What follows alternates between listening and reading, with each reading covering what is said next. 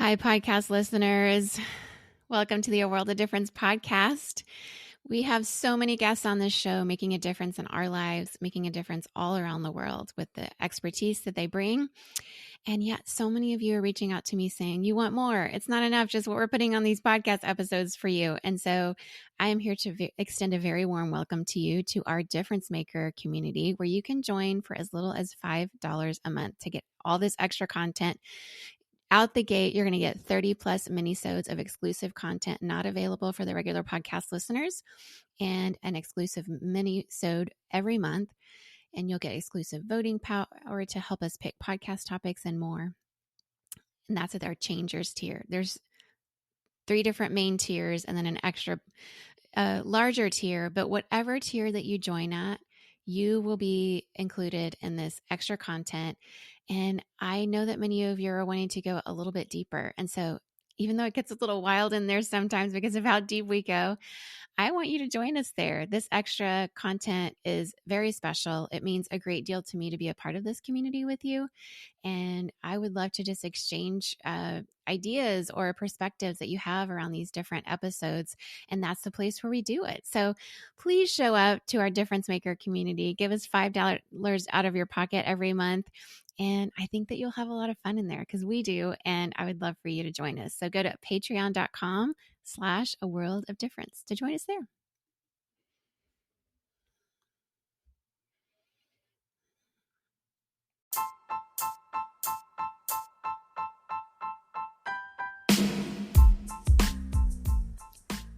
Welcome to the World of Difference podcast. I'm your hostess, Lori Adams Brown, and you're listening to episode 27.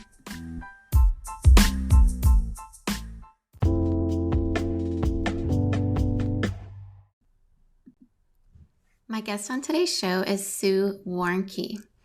You may have heard of her as someone who works at Salesforce and something called Faithforce. But a little bit about who she is after a lifetime of being what she describes as a proud agnostic, Sue Warnke, to her own surprise, began following Jesus in 2017. And since then, Sue has begun to help spark a movement of authentic faith in the workplace. She is the Senior Director of Content and Communications Experience at Salesforce, and also part of the founding team of Salesforce's 3,000-person global organization called Faithforce, and is also the founder of something called leadership.org, which is an organization that provides best practices for integrating faith and work. And I do encourage you to go to that site, leadership.org, and see a lot of the content that she has put there around tools and handles on how to have these kind of conversations about faith at your workplace, but also learning how to listen and be respectful of others in the process, which is something we all could learn from and all really need. So I'm bringing her on the show today to talk about all things Faithforce, her own journey, leadership, and just what it means to be Sue Warnke and see the world through her eyes. So welcome to the show, Sue Warnke.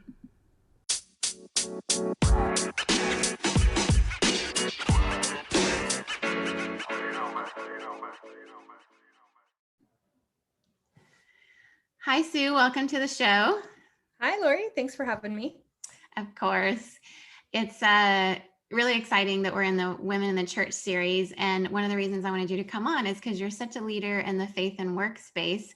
So a lot of my audience may have already heard of you before, but not everyone. So I'd love if you give us a little, tell us about yourself, your background, and kind of what your current job is.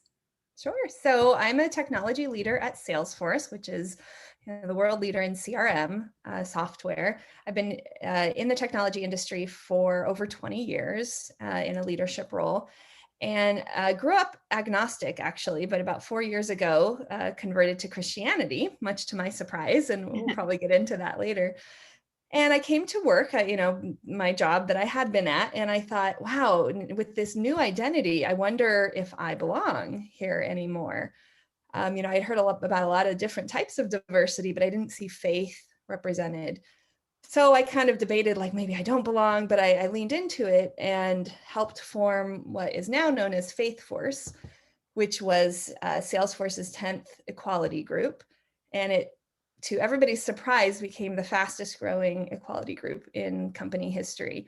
And we now have 3,500 members and over 20 hubs around the world, from Mexico to Brazil to London and so forth. So that's just been a great journey to experience, the formation of this group, and then to tell people about it around the world. It's so exciting. And this is not only big here in the Bay Area, but other people around the world I know have really benefited from Faithforce, and other companies have also done similar things. And I just really appreciate your leadership. You're stepping out in faith to do this. I know it wasn't easy, but I want to back up to just the point of you mentioned how you didn't have a belief in God per se, and then you now consider yourself to be a Christian. So I'd love for you to tell us the story of faith, of what you used to believe and now what you believe, and how all that changed.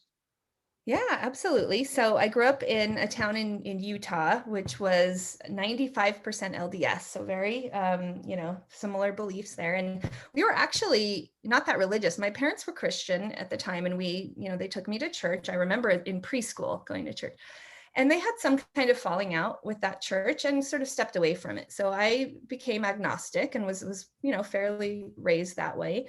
And yet I was in this environment that was very, very religious and very, specific religion. And so two things came out of that. One is that I felt like an outsider the whole time in my childhood. People would be talking about their ward events or, various things they'd be doing that didn't even know the language. And then number two is I was in some ways the target of evangelism. A lot of people wanted to convert me and my family. And so I built this big wall against religion. I just saw it in that vein. And I thought, I don't want anything to do with this. So I was not just an agnostic my entire life, but pretty anti-religious. I would be that friend that would try to argue against religion, and say, you can't prove God exists and all of that. And that worked pretty well. I pursued other gods. I pursued, success, and there's nothing wrong with that. But that's kind of the focus was success, and that worked well. I have 3 wonderful teenagers, a wonderful husband, this great job at Salesforce and other tech companies. But at a certain point, that ran out, and that happened when I sort of just got burnt out with my job. And I thought, oh, well, what am I going to do about that? And I thought, well, I just need a different job. So I pursued a new job that was great at first. And then I kind of hit that same wall of, well, that didn't fill that void. And so I felt kind of hopeless, actually. I felt like I'd done everything and I still couldn't fill this sort of void. And right when I kind of acknowledged that I couldn't solve that void, just things started to come into my life, whether it was a song on the radio or, a paragraph in a book that just kept pointing me toward God. And I didn't really like it. I was pretty embarrassed about it. Why am I suddenly enjoying reading this thing about God? And it culminated in, right when I was ready to hear it, this old friend of mine from years ago texted me out of the blue, and he said, Sue, I pray that the Holy Spirit will reveal himself to you today. And I thought, well, that's weird. What does that mean? But I sort of felt it. I felt like this person took time out of their day to send me this nice thing right when I needed to hear it. And then just minutes later, I got a phone call from my aunt, who also out of the blue in a totally different state said, Sue, this is going to sound weird, but I'm supposed to tell you about God. And I thought, wow, okay, I think I'm supposed to listen to this. And it was such a beautiful conversation. And I felt, I felt what I call the presence of God, and knew that it was real. And it was, for me, that kind of miraculous moment. And I know a lot of people don't have that, or it's more gradual, or it just comes to people differently. But for me, I had that kind of earth-shattering moment where I feel like, wow, this is real, and I just knew it. And so I started reading the Bible, and I stumbled into a little church, and I said, how do you give your life to Jesus? and people came around me, we said a prayer, and it just gave me this purpose that I never had before, and which culminated in Faithforce and bringing my faith to work and helping with this movement. So it's just been a very surprising journey that I never predicted. It's so great. One of the things I love about knowing God and how God has worked in my life and other lives that I've talked with is how personal it can be, and how God does reach out to us in ways that we see signs that mean something to us that might not mean something to someone else. Yep. Various stories that I've known throughout my life. I have a friend in Singapore who was a Muslim and got to a point of just questioning his faith, and then was just like, saw some road sign, which would have meant nothing to me or anyone else, but it was like a specific thing for him at that moment, and really began his journey of ended up, finding Jesus at the end of that journey. But it is so cool to know stories like that, how personal God can be, and not some aloof being out there, but really cares for each of us. So I love that part of your story. And then so let's talk about the moment where there was the old Sue and there's the Yeah. new Sue coming back to the same job.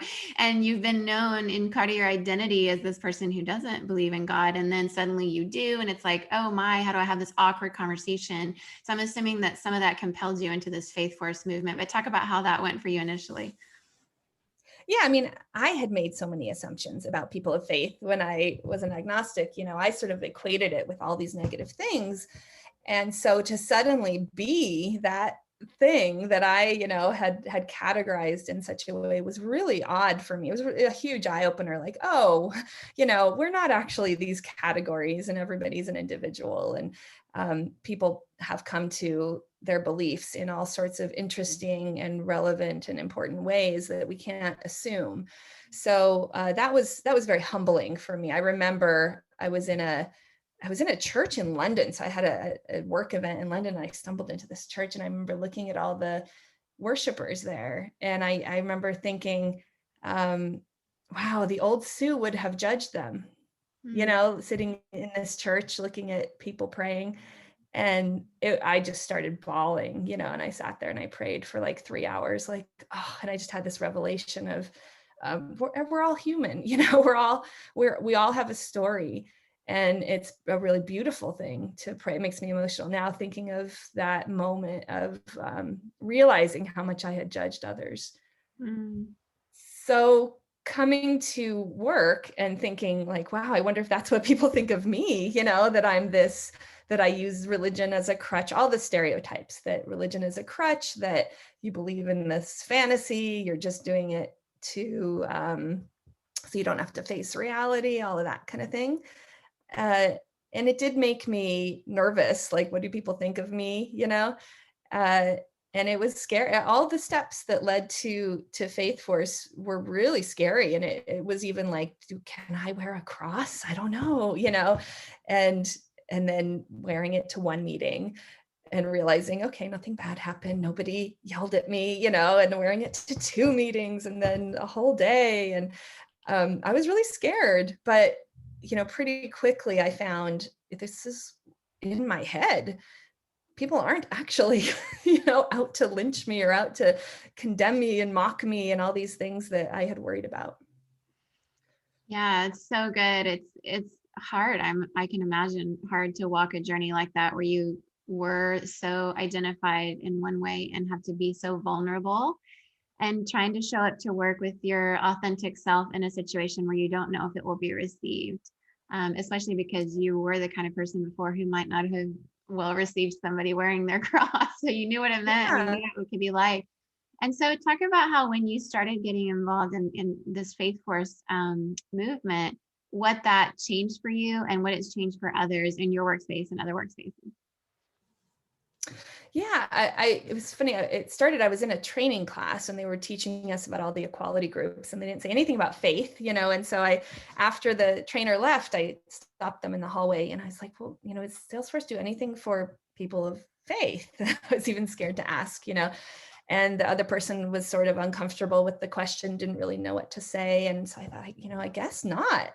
And then I started to search in our internal tools, for keywords like Christian or faith or God or, Bible or anything. And I found a Muslim woman and a Christian man who had started the process, had really not only asked these questions, but even were in the process of starting this group. So I kind of glommed on to them. But what has been so wonderful is that it's a multi-faith group. So it's not just the Christians group and the Muslims and the Jewish group. We do this all together. We don't homogenize all the faiths. We don't say, all faith is basically the same. We really honor the distinctions, but it has been so fascinating to learn other people's stories, And I remember we have these sessions where we learn about different backgrounds, and this woman was talking about, she's a Hindu woman, and she was talking about what Lord Vishnu meant to her. And she said it in the same way that a Christian might talk about Jesus in a turning point for her. And she was tearing up, and how, praying to Lord Vishnu had helped her make a key decision in her life. And I thought, wow, this is important for Christians to know that faith for everybody is just, is equally important. And we can do a lot by learning each other's stories. Absolutely. I wholeheartedly agree with that. And I just think that, for myself, it's been such a privilege and an honor to live in parts of the world where, as a Christian, I was most of the time a minority in a lot of those situations. And then just be able to hear people talk about their faith in a way where it is so meaningful. I lived in a place with Islamic law for a long time, and dressed like was appropriate for a Muslim, covering my head and wearing clothes that were appropriate, not painting my fingernails and not eating pork or drinking alcohol. And during Ramadan, everything was shut down, and you just get to experience things in such a different way. We can so often have stereotypes about what other people's faiths are actually like. But when you get to know actual people, and I would say more than one, because no Muslim is the same, no Christian is the same, no Hindu is the same. We're all different. We have different nuances, even within our faith. But to hear what it means to other people, it gives you a different perspective on your own faith. And it also gives you a different perspective on what it means to love each other and accept and respect each other. And I have certainly been the recipient of Muslims who've loved me and cared for me and been hospitable to me, which has really challenged me to be as much as like that as I can, although they always outshine me, it seems like, because I'm not the most hospitable person. I remember it was a couple of years ago when there were the Sri Lanka attacks on churches, primarily on Christians. And I got a ping from a friend of mine at work named Shazad. And he said, just on chat, he said, "What time do churches meet?" And I said, "Oh, well, various times, 10 is usually good." And I said, "Why?" And he said, and he's a Muslim, and he said, "Well, I want to bring flowers to my local church." So sweet. And I just thought, wow, do Christians do that? When there were attacks, in New Zealand on Muslims, and do we say, where's my local mosque? How can let's go there. Let's go talk to them. Let's go write a card and send them love. And I think, they do, but, I think we could do more of that, or have a Muslim come speak at your church even and say, well, tell us your story. How did you grow up? And what does your faith mean to you? I mean, that would be really cool. It would be. And like I said, I have been so well received as a Christian among Hindus, Buddhists, Muslims, and all these different faiths around the world. My husband has a very good friend who's an imam in Singapore, and he got invited to this special Ramadan thing where he was going to be teaching in one of the main mosques, and got this really special food that I myself have never had, that they only have in the mosque during Ramadan break fast time at the end of the day. And I'm super jealous, but it's just to be included in these spaces has very much challenged me to want to do better. I'm not as good as I want to be at it, but it's certainly a space I want to get better at, and I want to challenge other Christians to get better at. And as we're in this Women in the Church series, I know a lot of us in the church as women are expected to extend our hospitality within the church, but one of my desires is that we do as good or better of a job of being hospitable outside of the church, because of how, it's so important to do that. We're not just internal, as a faith, that we're external. And that's always been characteristic of at least the Jesus I understand and read about in the Bible. So, but let's talk a little bit about that, because in the workspaces are some of the things that we're going to talk about today, which are opportunities to be hospitable. And although I would not consider myself great at like cooking and hospitality or house cleaning, those aren't necessarily my gifts, but I've begun to understand Jesus was hospitable, and he didn't have a home, and he wasn't always busy in a kitchen, but he was hospitable in his conversations everywhere with people, not just like in the synagogue or whatever, but wherever he went. And so I think about that in the workspace. How can people be hospitable in their conversations? So let's talk a little bit about how that looks for you and what you think is important for people who want to talk about their faith and work to really understand in that context. Yeah, I love that, using the word hospitable and its different meanings.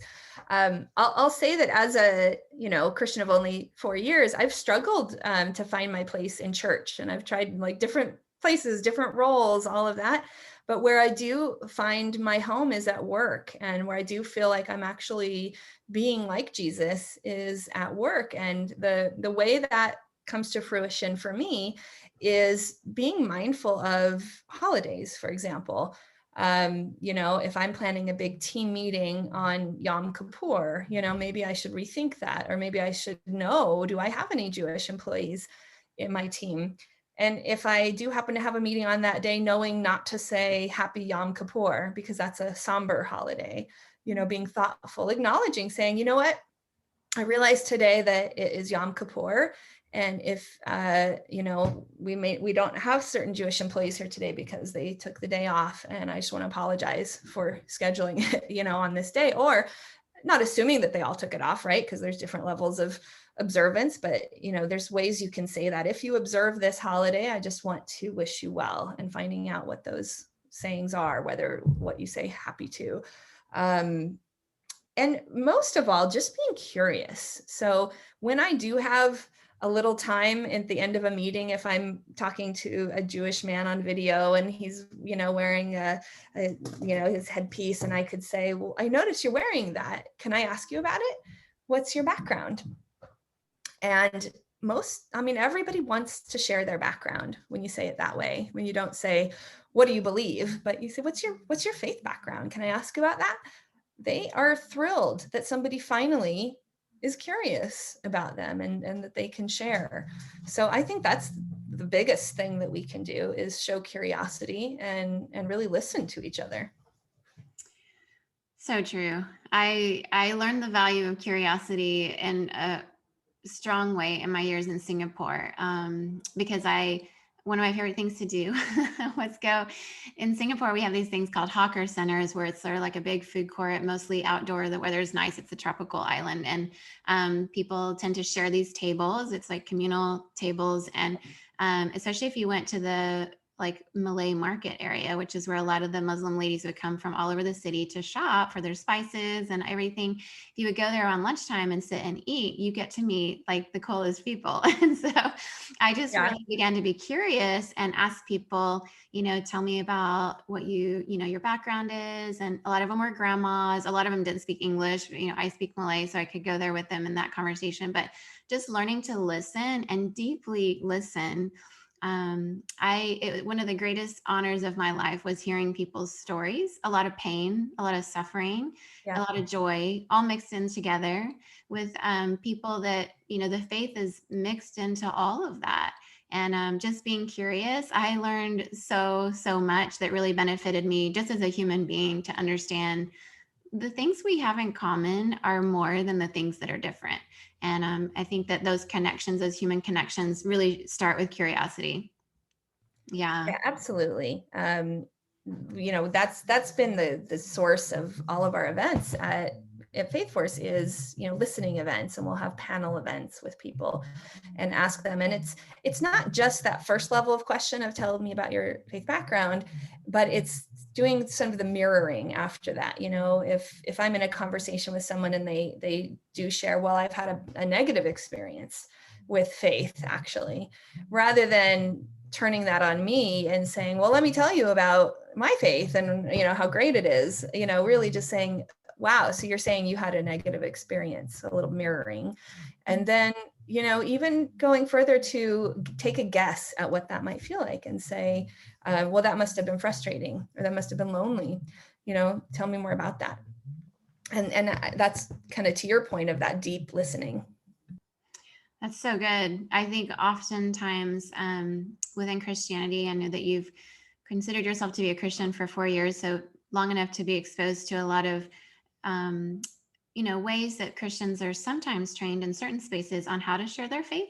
And some of it is exactly the opposite of what you're saying, where it's more like, let me give you my speech. It's like a sales pitch. And I don't think there's anything inherently wrong with being, in fact, I think it's good to be passionate about what you believe. And of course, there should be some conviction within what you're sharing. You shouldn't share it like a robot. But at the same time, it really can shut people down. I think, for you, you talked about being the recipient of people who were trying to evangelize you as a child. And certainly my years in Indonesia, I was the recipient of a lot of people trying to convert me to Islam. So those experiences really taught me on what it's like to be on the other end and how that feels, what works, what doesn't work. And I think the more we expose ourselves to those concepts, the better we are at actually having a really good conversation, which is give and take, which has feelings involved, and is really more like using interpersonal skills in there, which often don't get included when churches talk about how to talk about your faith. And so I love that you guys are leading in that way. And I've read a lot of the stuff that you've put out there in your faith and workspace about how to have some tools in that. And so are there a couple different tools that you would mention, just little handles that people could use as they're trying to explain their faith? Yeah, I would say if it's a multi-staged process to get to the point where even somebody is interested. And most of our time, I think, should be spent on that, the preface to that, which is the listening and the curiosity. But if you are talking to somebody who's interested and who has expressed, oh, well, what about your faith? And what about your background? You have to know what to say, right? And it's not necessarily, well, here's a gospel track, or here's the 5 tenets of Christianity. The things that have been most effective for me is thinking of one story of Jesus kind of working in my life, of my faith in my life. I might share a story of a relationship that I've had family members where we've had really broken relationships. I mean, almost irreparable, right? It would take 10 years of therapy to fix, kind of thing.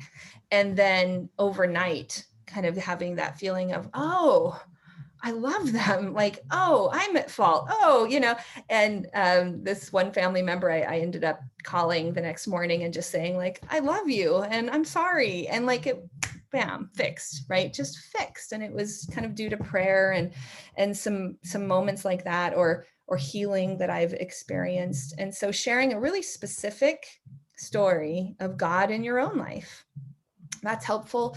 Knowing maybe one passage of scripture that really speaks to you. When we were talking earlier about my own conversion, what kept coming to my mind is Revelation, which is, behold, I stand at the door and knock. Whoever hears my voice and opens the door, I will come in and dine with you and you with me.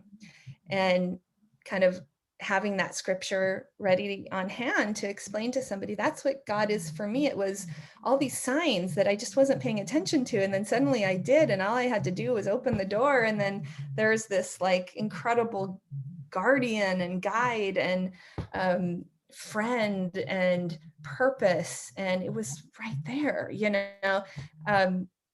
that those two things I think are enough, right? And then again, take the focus off yourself. I think so much of talks about evangelism and sharing your faith are about what you should say.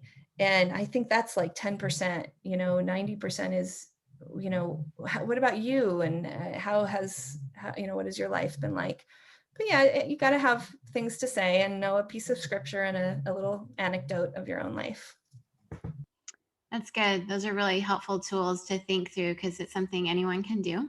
And you don't really need a master's degree or seminary degree. You don't need to have known who Jesus is for very long. It could be, one day making a decision and that afternoon share it in that way. And I think the best handles when it comes to people talking about their faith are pretty simple like that. And I love the emphasis on listening more than talking. It's something I certainly learned in my Singapore years as a much better way to have these conversations. And I made a lot of friends that way, which was really nice. You know, it doesn't mean we have to agree with each other. That isn't the goal in every conversation, but making relationships with people where we can have honest conversations. I think most people around the world, whoever you are looking for that kind of intimacy and friendship. And there's no more intimate conversation than talking about, you know, our faith and the afterlife and what we believe about healing and all these very, very intimate things about us as people.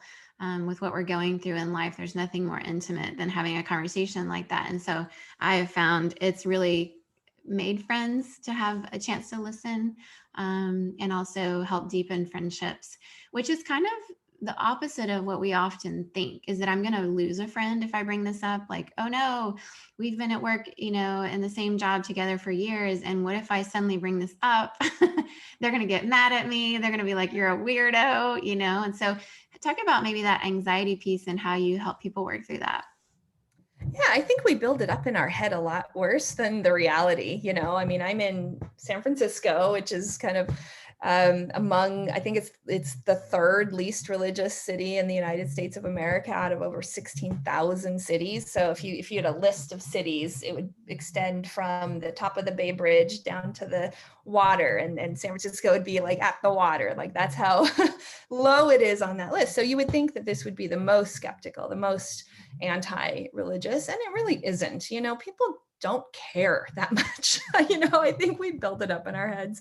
And once I started to just simply out myself, you know, come out of hiding, out of the shadows, and just, you know, I recommend people do that in really subtle ways, not in any big way, but, you know, if there's an opportunity and you're having a group discussion, like, well, what are your de-stressors? You know, that might be an opportunity to say, well, I like to pray, you know, or wear your cross, or in some way out yourself.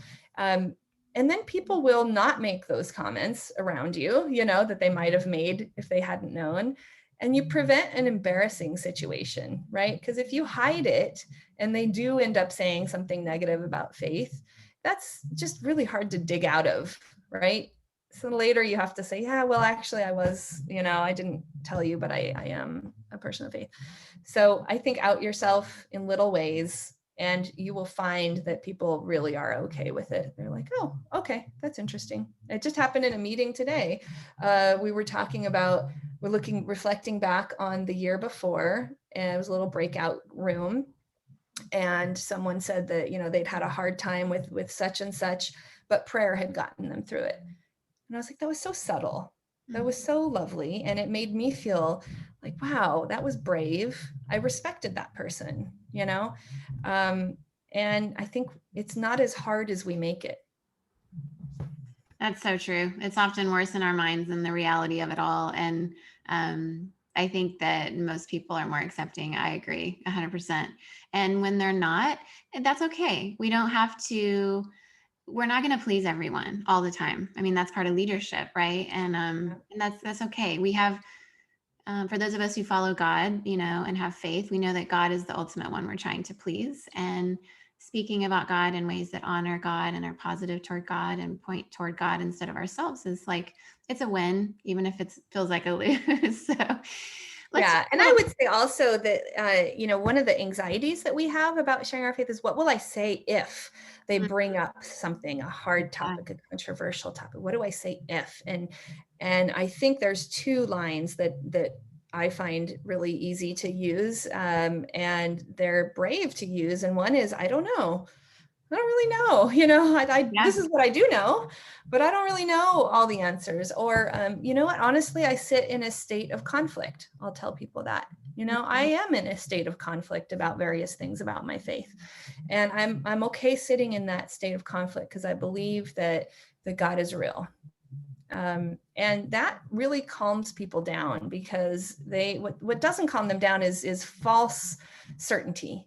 Yes. That sense of, you know, I 100% know it all and agree with it all. And just admitting that you don't know it all and you don't have all the answers is really disarming for everybody. Yes, I love how you worded that. And it's sort of like, for a lot of people, I study theology and went to seminary and that kind of thing. And so a lot of people expect, even for me, I'm a pastor, right? It's like I'm 45 and I've been in ministry all this time. Like I should have every single verse in the Bible memorized and know like what all the different commentaries say about it and have my own opinion on every single one. But there are, particular parts of the scriptures that are challenging, and we don't need to try to tame them, because you look at these beautiful things in creation that we don't understand, like a lion or even these rare tropical birds that are just gorgeous and beautiful, but we don't understand everything about them. And instead of trying to cage it and tame it and make it something we control, it really is something to marvel at and spend years studying, and still maybe it's a mystery. We don't quite know everything about it, and that's okay, because God being God is, there's going to be some mystery there. We're limited in some things, and I think there's a humility inherent in all faiths that we don't have it all figured out. And so I think that's always a good posture, because people can sniff that out if you're trying to fake it, Yeah, the faking it. I think Yeah, it doesn't ever work. it never works. No. So let's take a little bit of a turn here at the end. I just want to talk to you a little bit about, because we're in this Women in the Church series, and I know there's several women listening, and I want to talk to them for a second about, there's women like yourself, or others who are, kind of crushing it at work, and they've got these leadership positions, and they're getting a lot of opportunities to train and lead and expand and have a lot of influence. And yet there are certain church circles in which it's hard for women to lead within the church for various reasons. It could be theological, it could just be practical, it could be historical. There's a lot of reasons.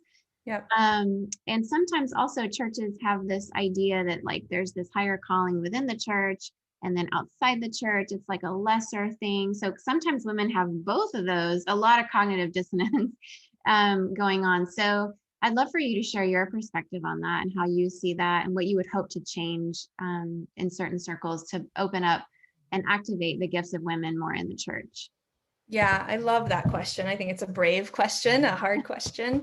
Like I said, I've struggled to find my place at church. I've tried lots of different roles, from worship leader to, running prayer circles, to even helping with a startup church. And what it comes down to is using my business skills. I think what it comes down to is looking at the situation from my business perspective. So, where am I investing my time, and what is the return on that? What's the ROI on this? Where am I going to find the best impact? If I think from a kingdom mindset, my goal is to represent Jesus to the world in the best way that I can, so that they can see who he really is. Maybe not what they thought he was. Well, is putting all of my energy toward sort of, fighting the church, or friction there, where I can like really put a lot of energy into just getting a little bit of visibility. Is that going to result in more people seeing who Jesus really is? Or is investing in my workplace and, in a big team meeting, not being afraid to say that I'm a person of faith, maybe even helping decisions, right? I mean, these companies are making huge decisions about ethics. Which companies do they allow to use their platforms, and what if a company does this or that? And being involved in those decisions, which really shape the future of even churches who use these platforms, has resulted in more fruit for me. I think it's important to push the envelope and to have those conversations. I give feedback to my pastors when I see, I just don't see enough women represented on Sunday. I share that feedback. I think it's important to do with love, but I'm not expecting transformation there. I've tried hard enough and not seen it, that I start pulling away and investing elsewhere. It's just, where am I going to see the most fruit? And more than anything, where is God telling me to invest? I mean, it takes one prayer to find out what God wants you to do. Do you go here or do you go there? And consistently, it is to press on the church and speak up when something happens, but not to expect overnight transformation and focus a little bit more effort on the workplace. Yeah, I love your perspective on that. And I love how you worded it. And it's not easy to hold that tension. And I see you leading the way and doing that pretty well. Because some people would be tempted to just like, whatever, the church isn't ready and they don't see it and it's too hard, and just pour themselves into what, they're doing at work. And others might, just want to stay and do that long journey and be patient and try to make small incremental steps and be an influence from within. And neither one is really bad. But holding that tension, it seems to me, would be one of the hardest callings that God has asked you to do. And so I just want to say thank you for leading in that space. It's not easy. And hats off to you for doing that. And I know that kind of influence, even if you don't always see the fruit of it right away, is important. And that God does empower people for different times to speak in love. And I certainly see you doing that. And so, I hope that women listening are inspired by your story in that way and feel emboldened in both of those spaces to make a difference. Because this is a generation where things are changing. And if anything, and COVID has taught us, it's that the church is different because of the pandemic. What comes out of it on the other end will look different. There's no way it could look exactly the same. Workplaces have changed as well.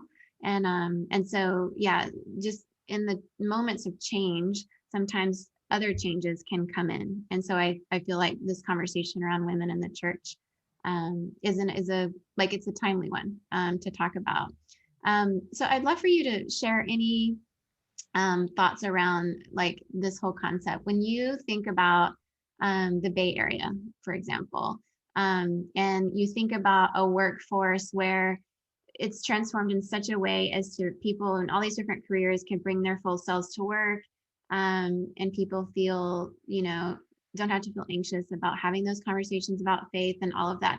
How does that look in your imagination? Well, because faith is such a critical for a person of faith, their faith is usually one of their top identifiers, even more than their gender sometimes, or their race, or their sexual orientation. When somebody says, what are the top 2 ways you would identify yourself? Many people of faith would list their faith first. So if that is your number 1 or number 2 identifier, and you have to hide that, imagine hiding your gender or your race or your sexual orientation. That's heavy. That is exhausting. And it's a complex set of emotions. It's really a negative set of emotions.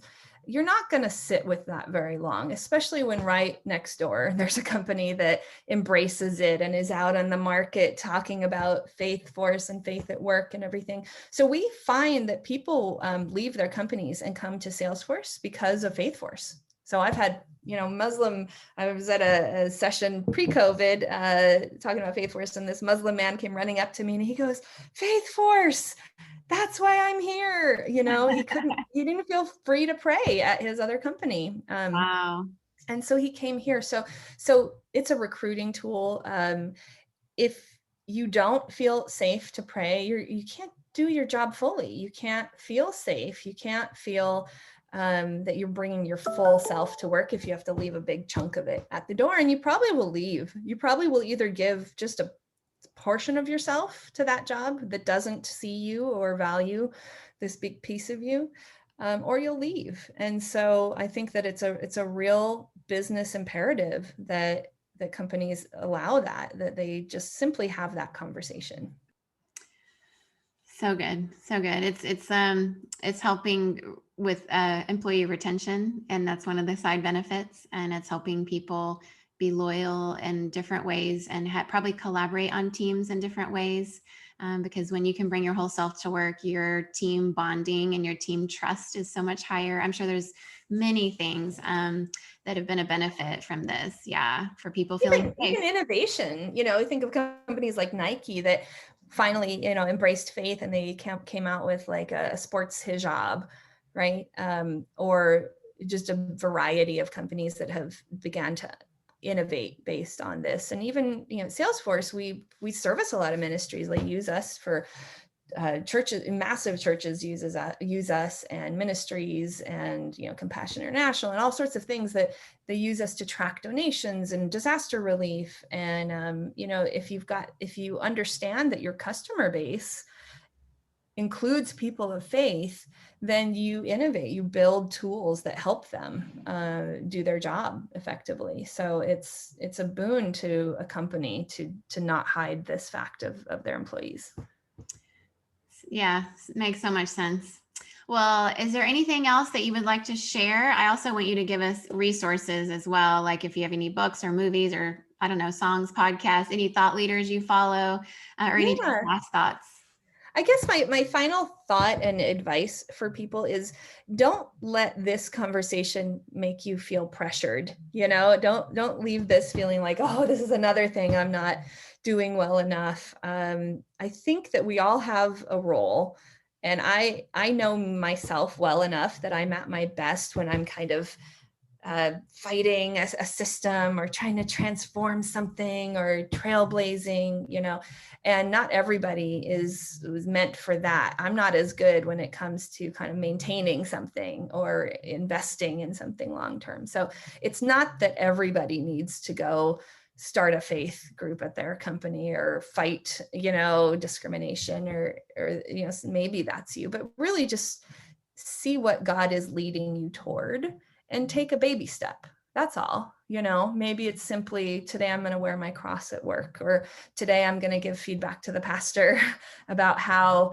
that joke made me feel, in the sermon, or today I'm going to ask that Muslim man about his background, or an easy one is, it's a holiday. I know I have this Jewish friend. I'm just going to wish her, a happy Sukkot today and ask her what that means to her.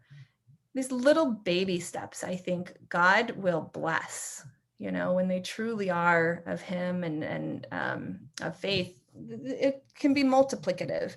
So that's the biggest advice, is don't let this put pressure on you, but just let it inspire you to take one baby step this week, even, right now. Think about one thing that you can do to be like Jesus.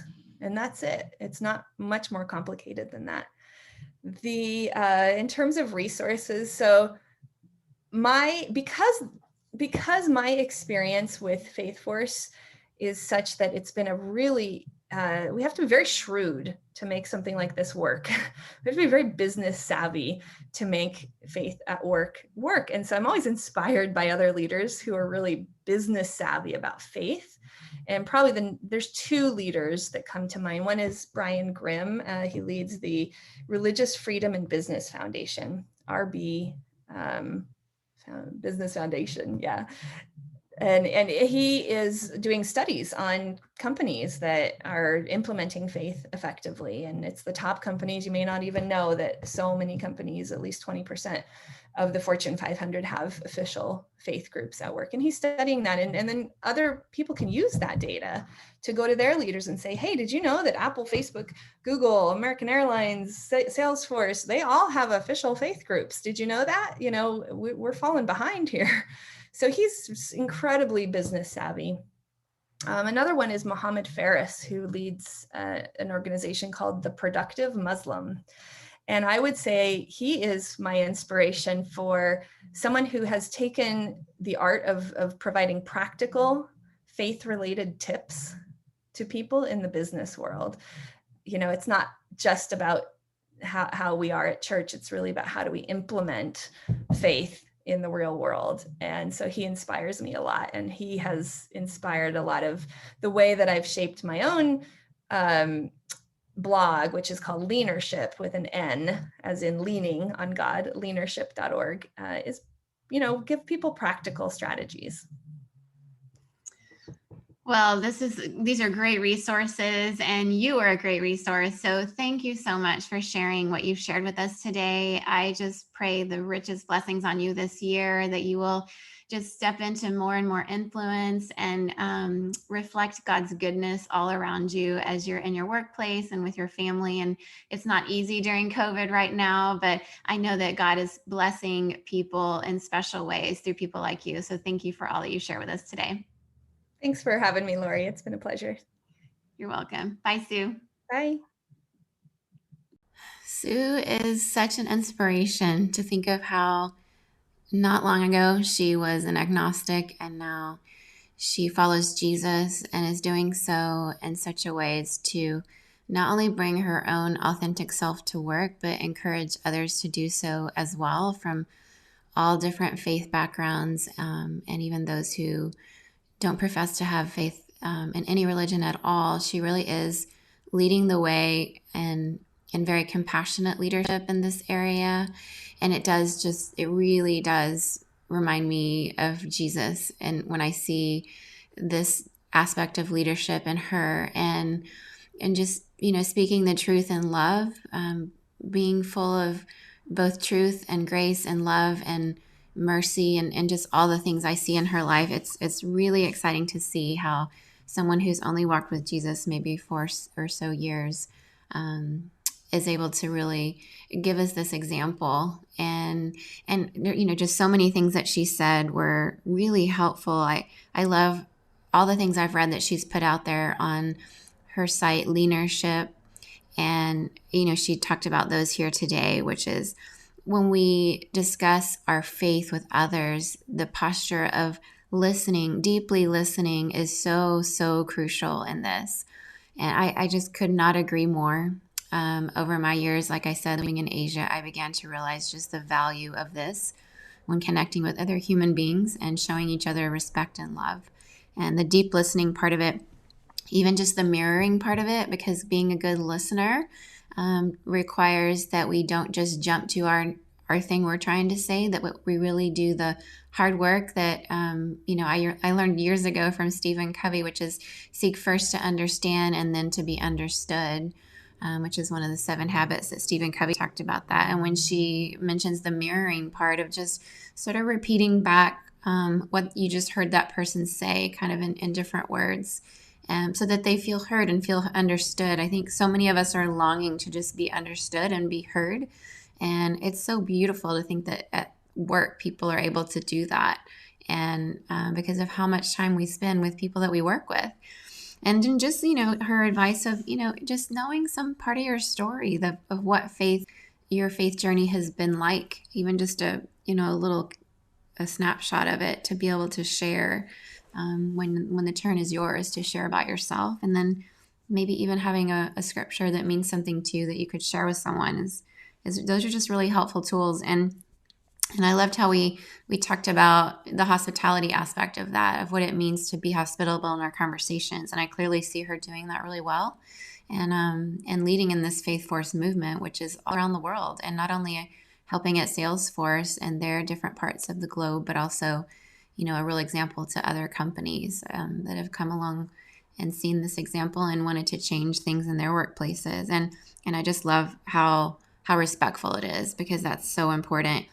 I love how she talked about, outing yourself in little ways, and how really, most people aren't as harsh when we talk about who we are in our faith as we think they will be, even here in the San Francisco Bay Area.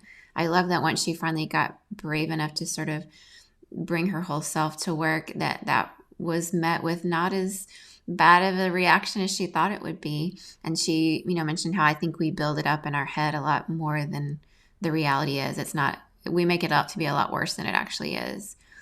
I also really loved the part of our conversation where we talked about her role as a woman now, a woman of faith, and it was this transition of at work, how is she going to be different now that she felt different and was different, and how is she going to talk about that once that changed, and then becoming involved in church, really for the first time, and what that meant as a woman who is a leader at work. And I just love her thought process about that. Like, there's this option to put a lot of energy into getting maybe limited visibility as a woman in certain circles in certain churches. But really, she talked about the ROI, the return on investment as a woman, and when she, started to really process how she was contributing at work and, being involved in decisions about ethics, which are really important to have people of faith in those spaces and ethical conversations in some of these big companies. And just being involved in those decisions, she mentioned, has resulted in more fruit for her. And I really loved her comment about just, where is God asking me to invest, like she said, and it takes one prayer. So maybe that's where you are right now, wherever you're listening around the world, whether you're a woman in the church, whether you're a woman of a different faith, whether you're a man in the church or a man of a different faith, or a man or a woman with no really formal religion or faith at all. We get to these points in life sometimes where I think in the pandemic, we've had these things stirred up in us because of all the changes, the way work has changed, the way school has changed, and community life has changed in so many ways, that it provides an opportunity to once again ask ourselves, what are my gifts? What am I good at? And how can I contribute in this world in a way that really makes a difference? So a lot of people are asking those questions right now. I'm hearing a lot of that in my circles, and it's a good time to have somebody like Sue Warnke speak to us in that way and have this conversation about where would I probably see the most fruit from what I'm good at, and where can I use my gifts in a way where I can thrive and flourish and help others to thrive and flourish. Because when we use our gifts in this way, it's a different level than when we kind of live constantly out of our weaknesses. And there are times in life where we have to do that, and I've certainly had those times, and that's just part of the journey. But I think when we're planning our lives and striving for the ways we want to make a difference, that asking the questions like Sue did about what's the best return on investment with my gifts and who I am. So a lot of questions like that being asked right now. And so that leads me to our next week's podcast, which I sort of feel like, and no podcast is complete without somebody coming in and talking about the Enneagram. Am I right? I mean, it seems like every podcast I listen to at some point, somewhere, a lot of them end up having a conversation about the Enneagram. And so I'm going to have my friend Kelly Tibbetts to come on. She's a life coach and an Enneagram specialist.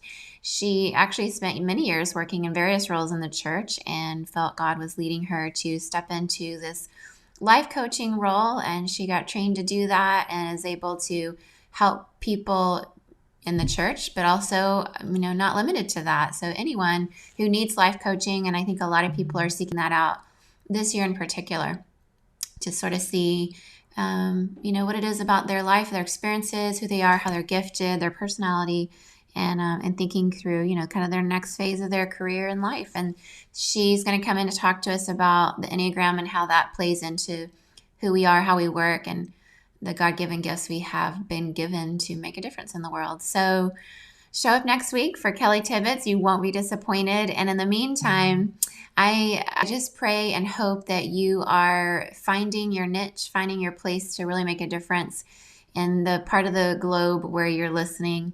It really, it just, there is a power in one, but there's a huge power in the community, that when we do this together or even encourage one another or listen to stories of people like Sue Warnke, it inspires us to keep moving forward and making a difference wherever we are. So I hope that's true for you.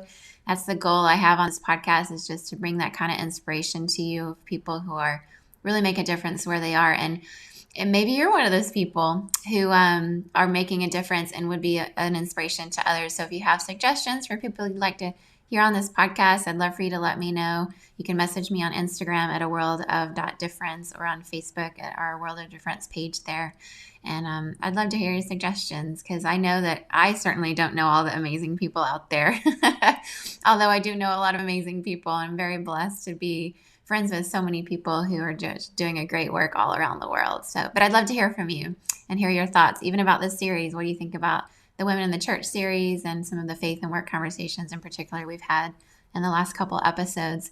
Anyway, stay safe out there, and just know that we can make a world of difference together and inspire each other. And I am praying that for each of you.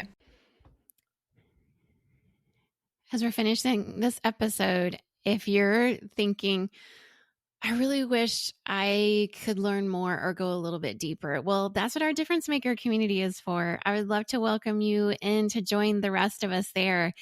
Once again, it's only $5 a month to join, the price of a latte at your local coffee shop.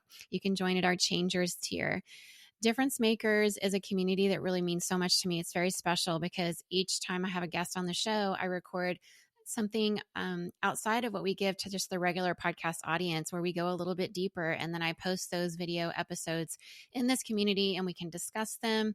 But also at the very beginning tier, which is our Changers tier of this community, you'll get exclusive voting power and help pick podcast topics that give us, more of what we want from your perspective.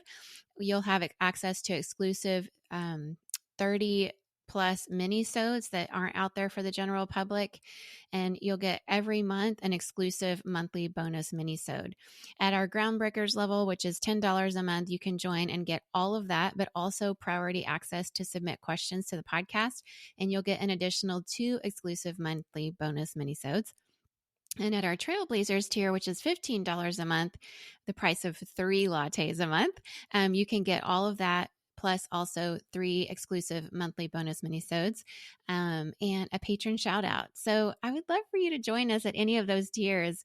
It'll help you come into this community, be in the midst of all of us, other difference makers, and we'd love to hear your perspective. I certainly would. It's a place to engage more with me and the audience around what you like, what you're resonating with, and once again, go deeper with each of our guests. So please join us in this membership community. I would love to hear your perspective and love to share this extra content with you. So show up at patreon.com/a world of difference.